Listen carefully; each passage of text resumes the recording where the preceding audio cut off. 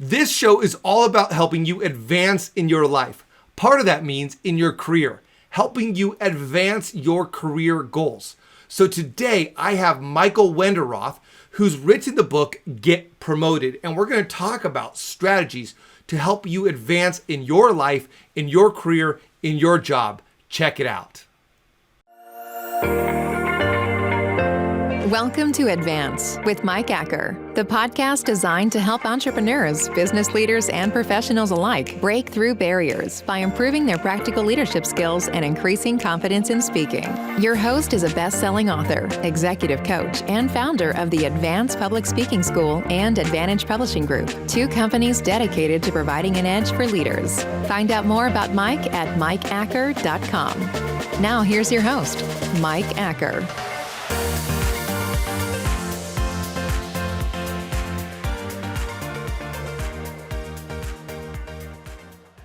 Michael, thank you so much for being on the program. Welcome today. Mike, fantastic to be here. Thanks for inviting me. I like that we, one, both have a great name, Michael, and then two, we both speak Spanish. Found that out. Absolutely. Beforehand. Yeah. Where are you located right now for all of our audience today? I am outside Madrid, Spain. I love it. Yo visité a Madrid cuando yo tenía como 17 años. I visited Madrid when I was 17 years old, for all the non-Spanish speakers. So what do you like about it right there? If someone's listening going, man, I'm ready to go travel somewhere, what is it something that you love about Madrid?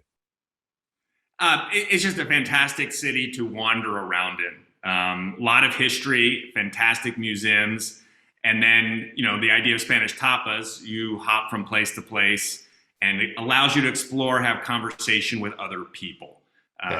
And it's a great city, and we're moving out of COVID, so people need to get back out there. Yeah, love it. So there it is for people wondering where to go, a little extra.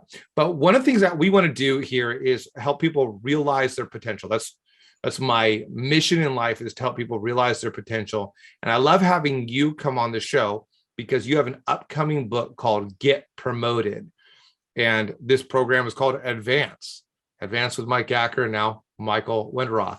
So we want to help people advance. We want to help them get promoted. I'll put some links to the book later on, and we're going to unpack what people can do to get promoted in their business, in their career, and go further. But before we dive into that, what gives you the right and what gives you the experience to talk to us about this? I have had I feel very fortunate to have had a now close to 30-year career where I have spent time moving my way up the executive ranks. And then I've shifted 6 years ago from that into same mission as you have, which is helping people advance as an executive coach and an educator and a trainer. I do all three of those. And so those two pieces together combined a lot of what I do is I look at research, a lot of social science research that talks about the evidence of how people advance, how people communicate with each other like you do. And so I bring those three things together. And I've been helping executives for years kind of take that next step up in their career or towards the things that they find meaningful. I love it. And in this, you have helped people in all kinds of different stages of their career. You're focused a lot on that executive aspect, but really someone here today listening, whether you're starting out your career or whether you're at the top of your career, you're going to find some stuff here and it's going to be really relevant to you. I was looking through some of our notes, and one of the things I love is that you have this idea that what happens when incompetence prevails. And I thought that's just too intriguing to not dive into. So talk to us about, what does it mean when you say when incompetence prevails? Yeah. So I think this is a really important concept, and it gets people thinking. If you look at your own organization, kind of do a snapshot, all the listeners out there, to think about what is getting promoted, who is getting promoted and rising. And in the vast majority of places, the response will be, there are a lot of people rising who I don't feel like deserve it. Yeah. And so there is kind of this shock because it kind of defies kind of reality. These aren't the top performers, et cetera. And there is some jealousy and some worry, right? What does that imply for us? What we need to do is the reframe here and look at and take a good look at what is leading to certain people rising in the organization. And secondly is, why do we view them as incompetent? And when you talk to people, they say, well, this person's very political, right? Or they don't know their stuff, but they have really good relationships with people. Or they're like master communicators. They know how to influence. So you may perceive those things, because you say, they don't, do kind of good work, right? They're good at these other skills. And we kind of view that as incompetent. But if you reframe it, they're actually very competent in other things. Mm-hmm. Other things that the evidence would actually show is very important as you rise up in organizations, because it is all about working with other people, influencing other people, and helping to get things done. And so you need some of those skills, political skills, ability to communicate, which you focus on, the ability to kind of work well with other people, even some people who you may not like. So this is where kind of incompetence prevails, I think, is what we see. But if we reframe it, we could actually learn a lot and, in fact, learn the primary skills that actually help us out. Very interesting. There's an element of blaming there, isn't there? Like, yeah, I didn't get it. It must not be because of me. It must be because they scammed the system. Exactly. And I know all of us can be prone to that at different times. There's been times where somebody else got an opportunity I wanted to, and instead of me looking at what can I do, which is what you're really telling people to do here, I found their incompetence and was shocked at them getting it. How do we use this to get us into a better mind space? Is it just that realization? Is there something that we can do? How can we pull this around for our own benefit? Yeah, so I think people will go through various stages, right? It's the anger, the denial, and one is this trait of being a little bit non-judgmental, okay? And it's to be curious and to say we can actually learn from all people, okay? Yeah. And clearly an organization, right? If someone's getting stuff done, if someone's winning, okay, you might want to take a look and see what they're doing, okay? Yeah. Instead of being that old saying, right? Instead of being furious, first be a little curious. So I think that's one piece of this. The second is to kind of turn and look at ourselves, right? We all, the studies show, right? We all think we're above average. So, who is below average? and so if we turn and look at ourselves and to say, well, maybe I'm not perfect around everything.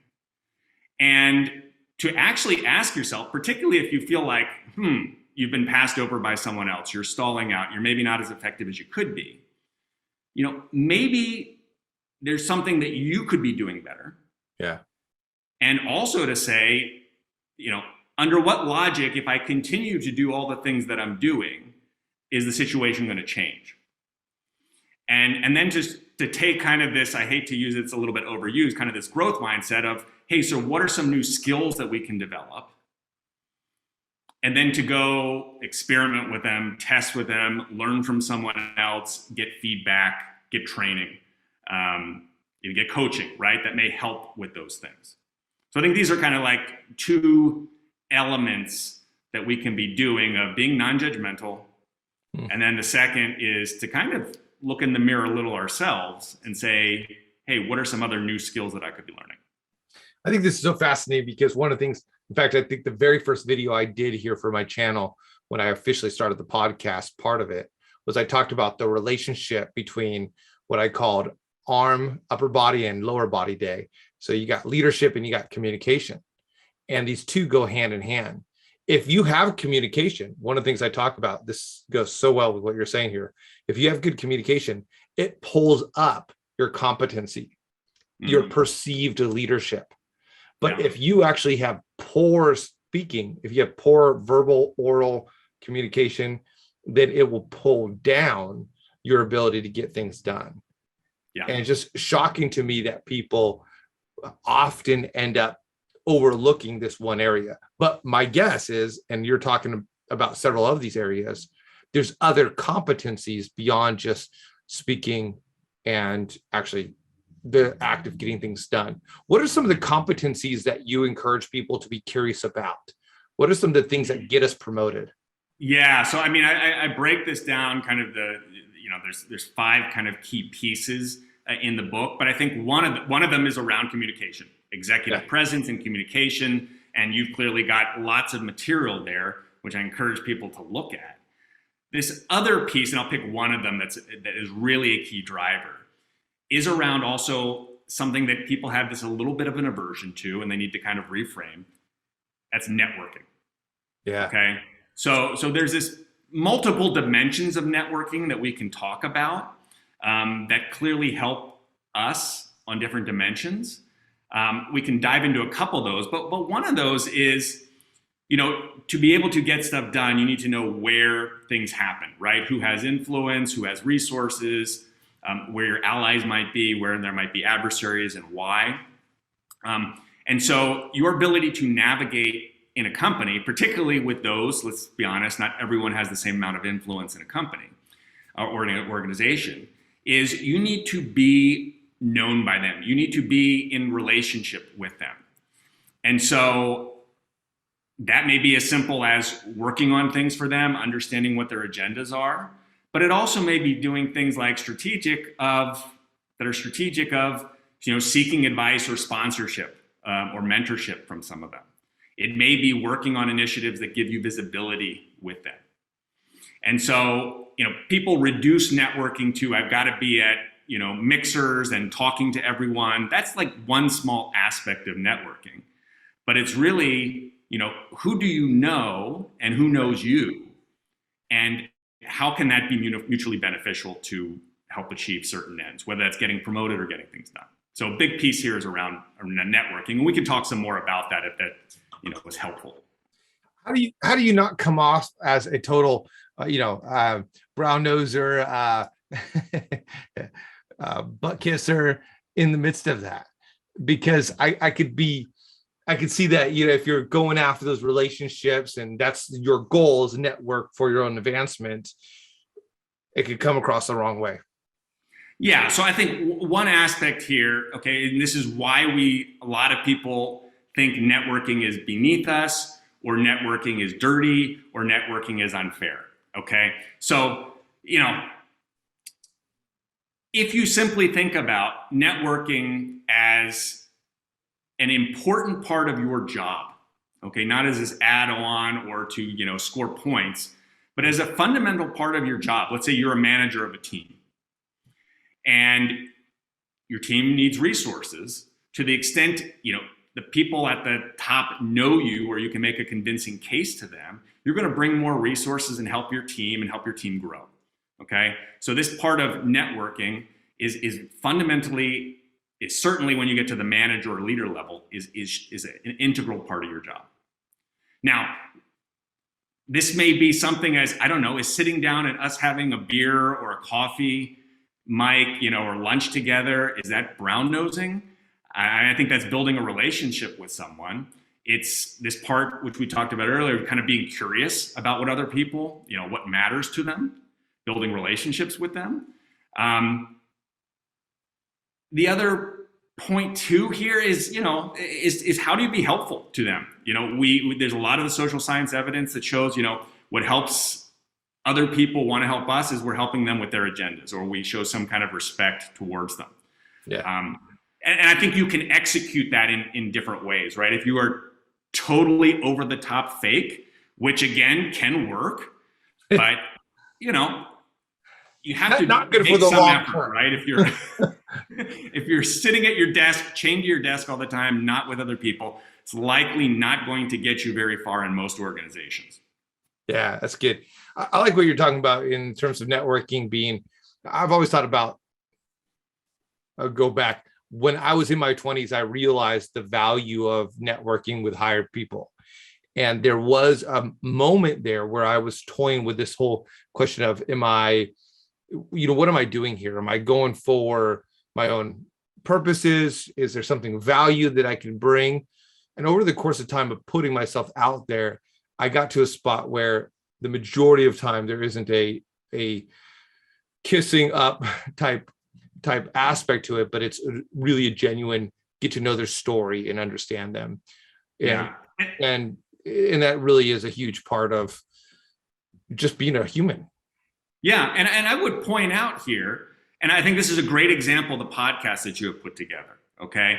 Yeah. And so this is a form of both of us networking, right? Sure. Bringing in, our diverse networks, our diverse ideas to help one another, to help your audience. Right. And, this is not to say, there's some fake relationship. We're getting to know each other. We are sharing unique points of view. And that's valuable because we don't have, we all have different networks. Yeah. And the fact that we become nodes that connect very interesting networks is mutually beneficial. True. So there's a certain beauty to that too.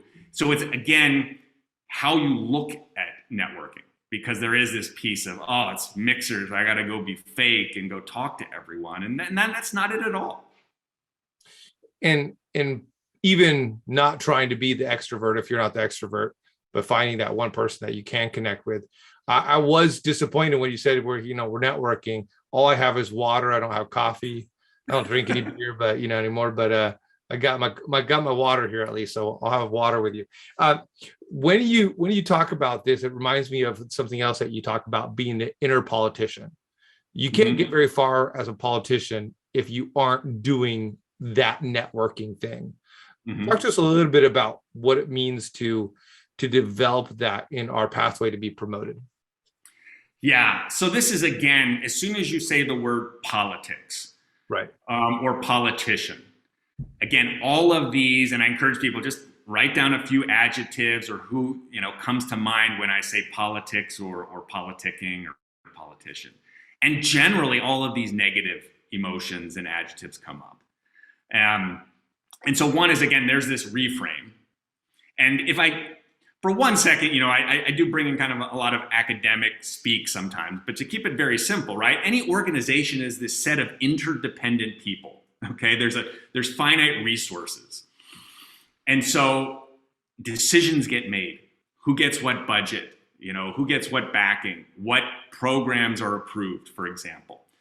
And so while we would believe that the world is fair and there's this, algorithm that fairly decides everything, it's not. There is, who's got the most power kind of or sway will decide this. I like this person. They've done a favor for me. They have backing from 3 or 4 other people in the meeting when the vote is made. And so you've got to think about politics as the mechanism by which decisions are made. And every kind of system may have some rules, okay? You think about in society, right, as politicians get elected, and there may be rules there may be a game by which you play. And then in organizations, there may be a similar thing. So not playing politics is almost like playing politics, or again, negative connotations will come up, but not engaging with how do we build relationships? How do we influence? How do we know when things get done? Again, you're in a rough time if you are starting to work with other people. If you're an individual contributor at the beginning of your career, you're just focused on one little piece, you may be able to not pay attention to those things. But as you become kind of more involved in the organization, as you think about your path, you need to develop those skills. So awakening the inner politician, that may not even be the word. Sometimes I have my clients come up with the right words. Instead of self-promoting, and maybe I need to do internal marketing. Instead of the networking, it may be I need to build relationships with key people. Yeah. And that is politics in another form, right? It's just changing sometimes the words. And sometimes you're in communication, I'm in communication, words matter. So you kind of shift that, and that helps people a lot. But you cannot ignore politics. And simply by ignoring them, you can sometimes get rolled over by them.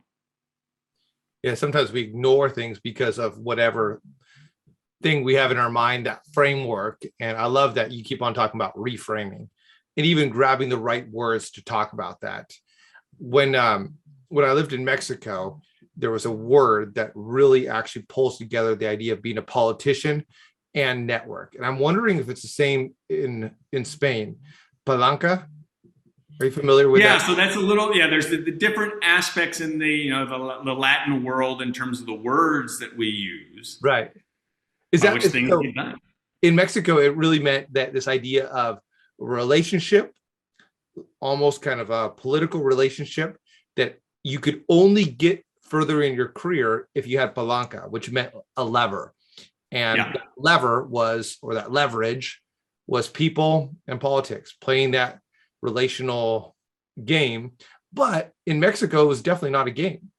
It was my friends still today that I meet with and hang out with, they'll first start by asking, how's your family? So it's not about palanca. It's about, hey, are we together? I mean, are we extended family? And then let's help each other succeed.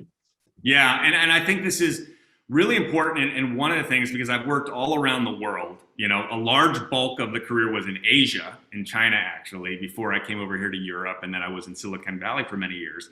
And so a lot of what we're looking at, because sometimes people will say, oh, this is very American that we're talking about networking or whatever. But this idea of politics, relationships, networking, strong communication exists across all cultures. And the research would show this, so we don't need to go into that.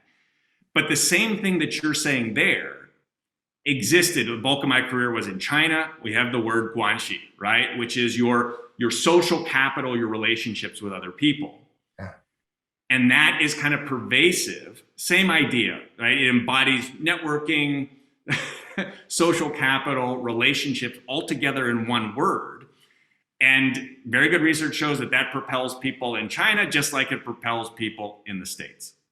Yeah. So there we go. The kind of the universal aspects being very global here about how we think about these things.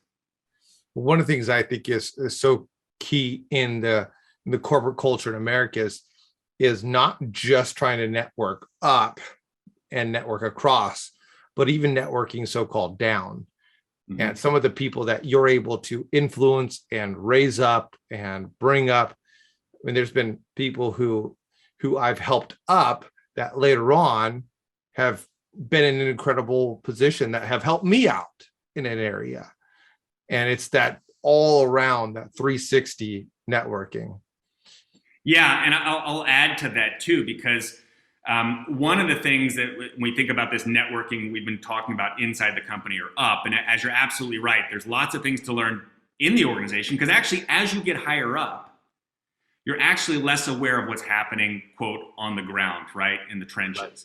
And so this networking here of the idea, Drucker's right, moving, walking around, having skip level meetings, reverse mentoring, it's called different things in different places, but you get a better sense of what's actually happening in your organization.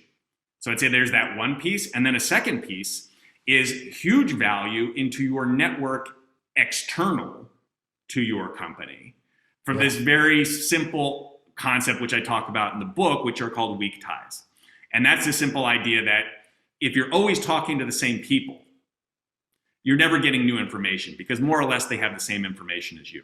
Yeah, that's good. But by being the one who connects to like a different group, now this could be in a big company, right? Engineering talking to marketing, but it could be you sitting in marketing and then going talking to journalists, venture capitalists, people in another industry.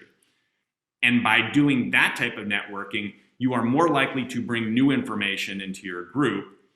And as we know, information's power, information leads to innovation. So again, thinking about networking much more broadly, not just up, but also down, but also outside.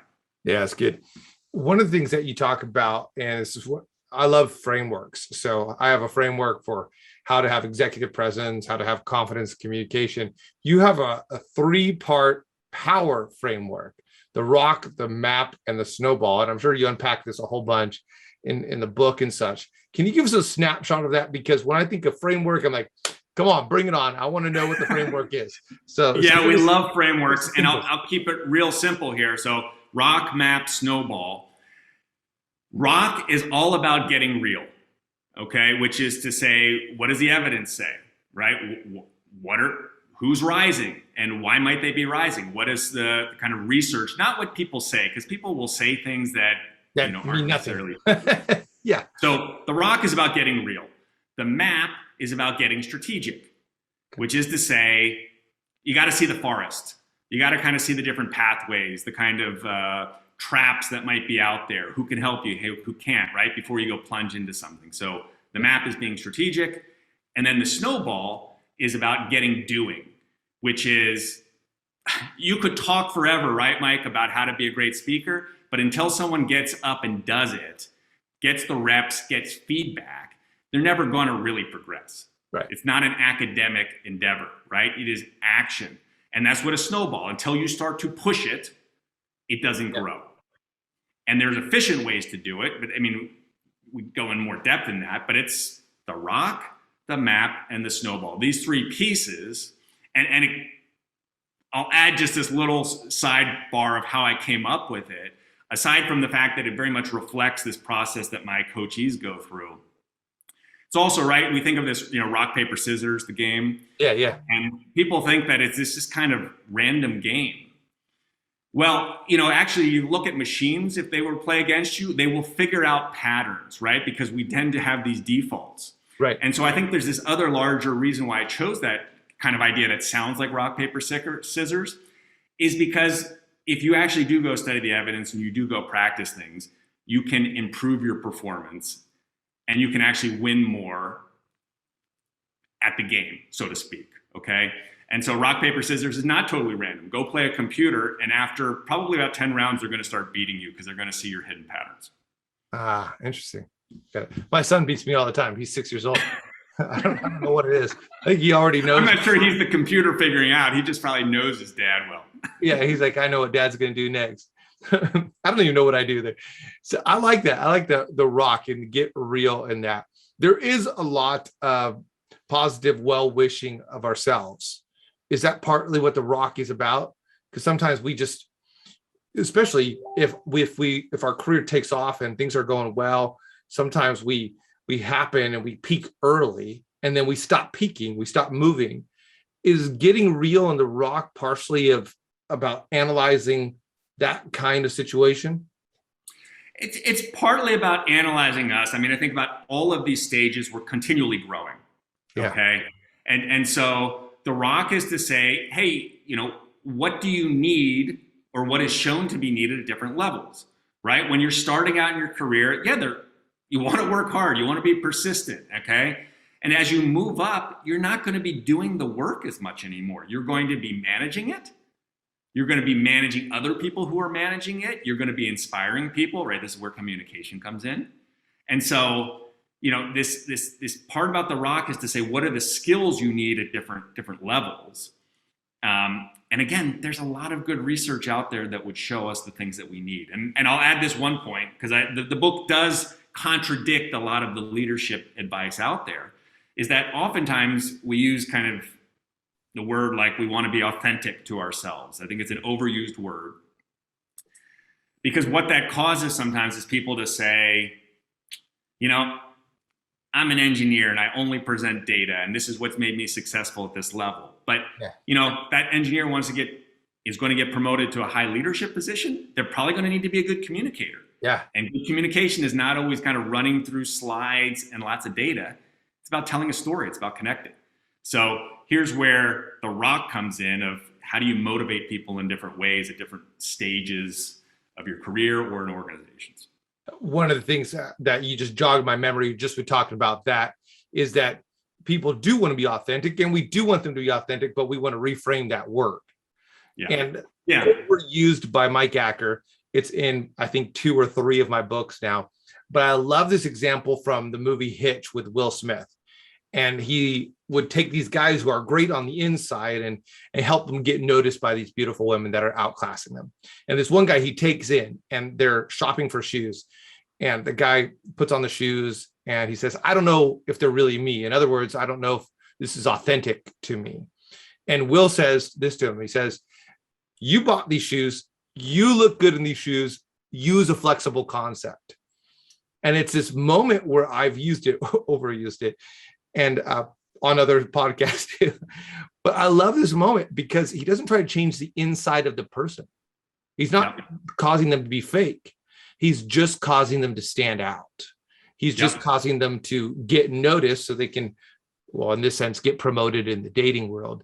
But I love what you're saying here. Is like, come on, you got to power up. You got to get real here. You got to have a strategy of how you're going to start looking nicer so you can get noticed. You got to have, and then you got to start doing it.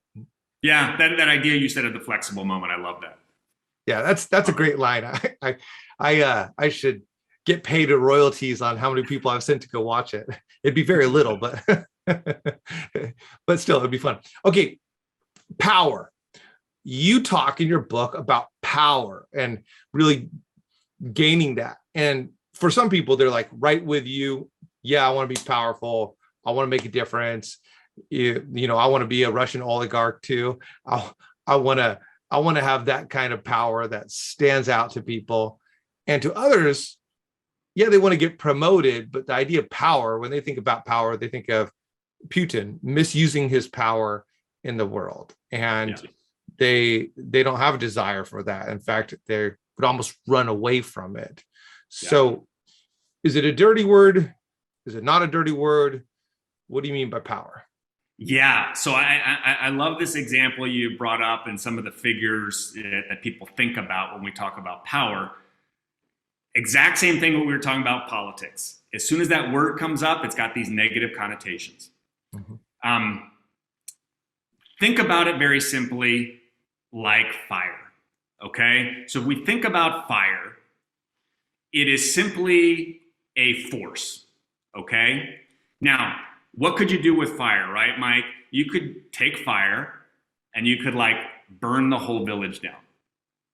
You can also take fire and you can channel it so it feeds everyone in the village, right? Creates a cooking fire, or it lights and it kind of powers the whole city. So power, and if you actually look at the basic definition, that is what it is. It's nothing more than a force. It's a very neutral term. But because, and I think the popular press and even the leadership literature kind of has shifted towards this negative image of power, of being kind of the burn the village down that we were talking about. So this is where dictators, autocrats, everyone, because power can be used in that way. So you kind of have a choice of how you use it. But the fact is you cannot ignore it. Yeah. So it is like air, right? It is between you and me. If we're an organization, there's always these power dynamics going on, okay? Which may be unseen, but it is this kind of, not everything goes to a vote in an organization, right? There's simple kind of decisions made every day, and then they scale up to other bigger decisions. Right. And so we talk about politics, but power's the mechanism by which, it's like influence, right? Yeah. By which things happen. And so it is very important for you to understand that instead of just keeping your head in the sand and saying, I'm not going to do power because it's evil. It can do great things. Okay. You know, propelling your career is one part of it, but you know, if you want to see change in an organization, you want to see change in society, well, it behooves you to know how to move and influence people. Yeah. That's good. And that's what power is. and clearly too, that's, you know, the kind of soft power influence. But there is the other piece, right? Sorry to say, most organizations, if you are at the top where you control resources and budgets, there is a large amount of power that comes with that. Yeah.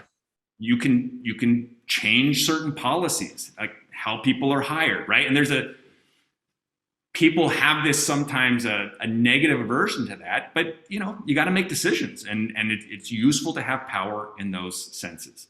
So this is where I think power is very central.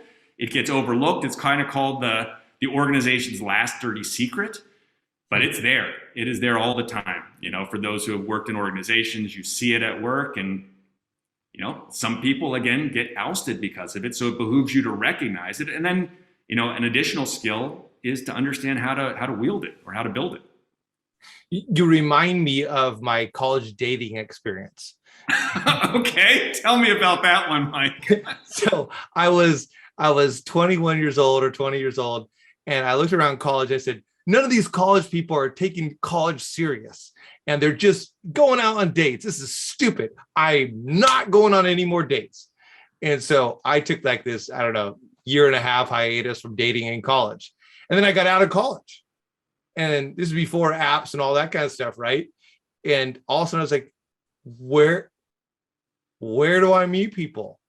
and then I thought, oh, that's brilliant. All those people in college, they met people and a lot of them ended up, eventually getting married. And I'm like, oh, and I got mad at the system because some people were used it in a way that I didn't think was good. They weren't taking school serious.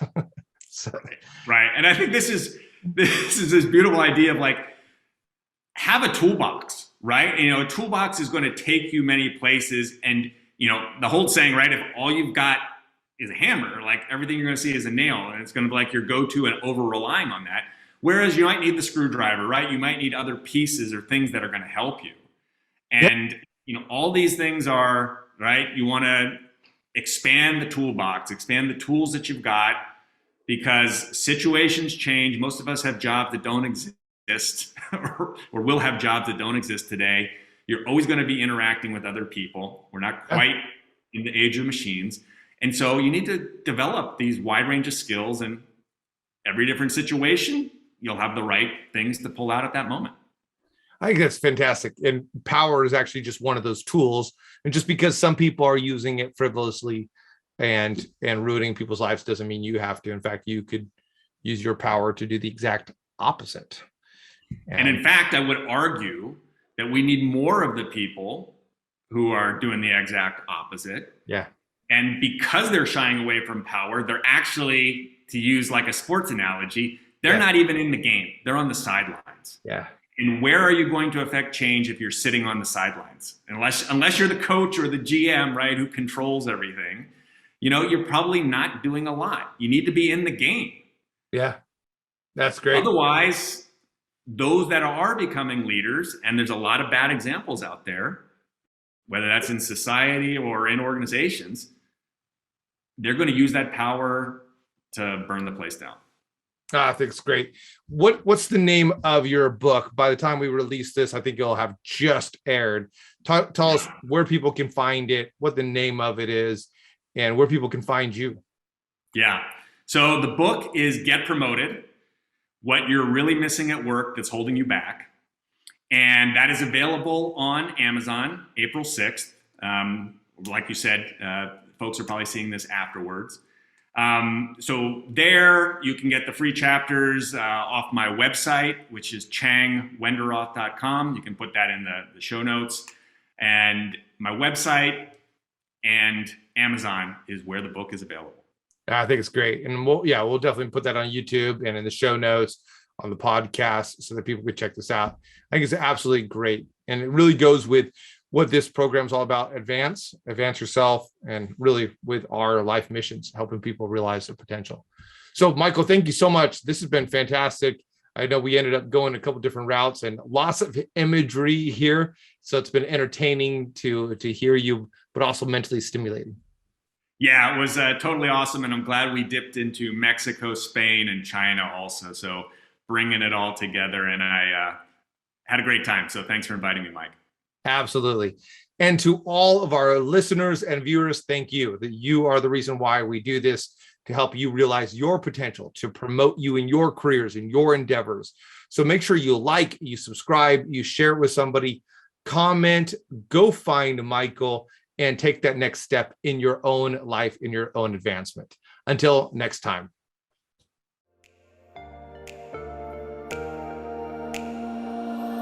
Thanks for listening to Advance with Mike Acker, a podcast designed to provide an edge for leaders through improving practical leadership skills and increasing confidence in speaking. Mike is a best-selling author and business owner who has helped many leaders increase their skills and their confidence, propelling them to new heights in their personal and professional endeavors. Join an incredible group of professionals taking the steps to become better leaders at connect.stepstoadvance.com. Don't forget to rate, review, and subscribe so you never miss an episode.